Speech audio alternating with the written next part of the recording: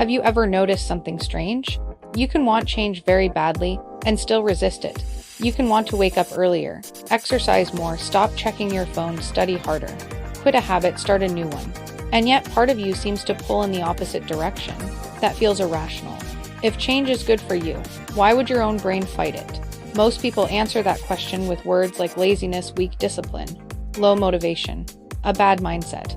But that explanation is too shallow, because the same resistance shows up in all kinds of people: smart people, driven people, people who genuinely want a better life. So the real question is not just why change is hard. The deeper question is this: why does the brain often prefer the familiar, even when the familiar is not helping you? The first part of the answer is simple: your brain is designed to change. That is what neuroplasticity means. It means your brain can reorganize itself based on experience. It can strengthen some pathways, weaken others, and build new patterns through repetition. At first, that sounds encouraging. If the brain can change, then change should be easy. But this is where the misunderstanding begins. Neuroplasticity does not mean the brain is eager for change. It means the brain is capable of change. Those are not the same thing. The brain changes according to use. Whatever you repeat, it learns. Whatever you practice, it strengthens. Whatever you do again and again, it starts to make more automatic. That includes useful things: reading, writing, playing an instrument, learning a language, but it also includes less helpful things: avoiding discomfort, worrying in the same way, reaching for your phone, putting things off, repeating the same emotional reactions. So here is the first big reveal. The brain often resists change because the old pattern is already built. It already exists as a pathway. It has already been repeated. It has already become efficient. And efficiency matters a lot to the brain. Your nervous system does not love effort for its own sake. In general, it prefers reliable patterns that cost less energy. That is one reason focused attention feels like work. Effortful processing is metabolically more demanding than automatic behavior. Think of it like walking through a field. The first time you cross it, there is no real path. You have to push through the grass. It takes attention. It takes effort. But if you walk the same route every day, a trail forms. Then the trail becomes easier to follow. Then eventually it becomes the obvious route. Your brain does something very similar. Old habits are worn-in trails. New habits are unmarked ground. That means when you try to change, you are not starting from zero. You are competing with an older, stronger, more efficient pathway, and that is only part of the story. Because resistance is not just about efficiency. It is also about prediction. Your brain is constantly trying to predict what happens next. Known patterns are easier to predict. Unknown patterns are harder. And uncertainty tends to feel expensive and risky to the brain. That is why even positive change can feel uncomfortable. A better job can feel stressful. A healthier routine can feel disruptive. A new relationship can feel unsafe. A better identity can still feel unfamiliar. Objectively, the change may be good, but subjectively, the brain often asks a different question first. Is this known? Is this predictable? Does this fit the map I already have? If the answer is no, resistance can appear. That resistance is not proof that the new direction is wrong. It is often proof that the new direction is unfamiliar. This is where the mechanism gets more interesting. The brain does not just store ideas, it builds systems. Neurons that activate together start to connect more strongly over time. Repeated firing strengthens pathways. Unused pathways tend to weaken. So if you have spent years responding to stress with avoidance, that pattern becomes easier to trigger. If you have spent years checking your phone whenever you feel boredom, that pattern becomes easier to trigger. If you have spent years doubting yourself before taking action, that pattern becomes easier to trigger. This is the part most people miss. Old habits do not survive just because you like them.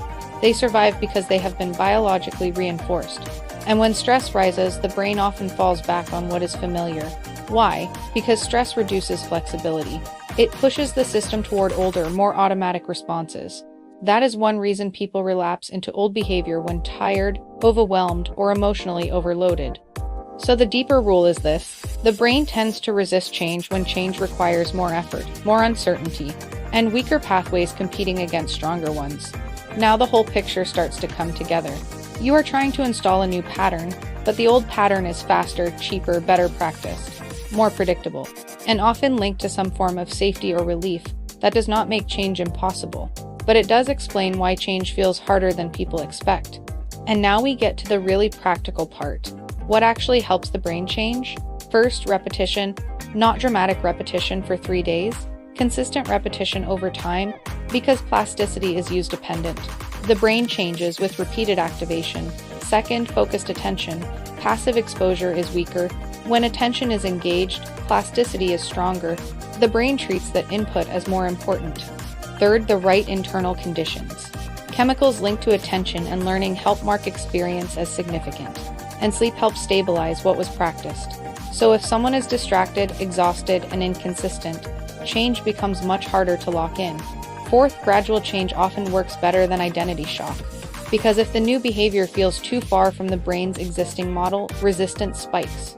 But if the change is small enough to repeat, the pathway can begin to build. This has huge real-life implications.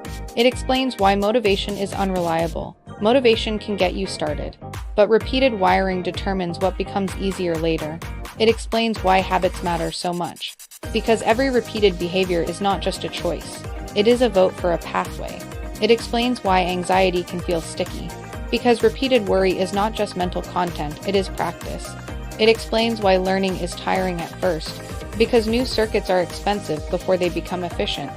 And it explains why shame is often the wrong response. If someone keeps falling back into an old pattern, the most accurate first explanation is usually not moral failure. It is that the old pathway is still stronger. That is the transformation in perspective. Most people assume resistance means they do not want change badly enough. But the more accurate explanation is this: resistance often means the old system is still better trained than the new one. That is a very different model, and it leads to a very different response. Instead of asking what is wrong with me, you start asking what has my brain practiced. Instead of saying I should be past this by now, you start seeing that repetition, attention, and recovery are part of the biology of change. Instead of treating resistance like proof of failure, you can treat it like information. The familiar pathway is still winning. That means the work is not to feel guilty. The work is to build a stronger alternative. And that takes patience, because neuroplasticity is real. But it is not magic, it is gradual, it is use dependent. And it often asks you to tolerate the discomfort of being a beginner again. So why does the brain resist change? Because the brain is not built to chase novelty for its own sake. It is built to preserve efficient patterns, reduce uncertainty, and return to what it already knows how to do. That is why old habits feel natural. That is why new behaviors feel awkward. And that is why real change is less about one big decision, and more about repeated experiences that slowly train a new path. Once you understand that, change stops looking like a character test. It starts looking like a learning process. And that naturally leads to the next question. If repeated behavior builds stronger pathways, how do those pathways eventually become automatic? How does a behavior move from effort to default? That is what we will explore in the next video. If you want to understand the brain more clearly, subscribe to Mind Mechanics, and I'll see you in the next one.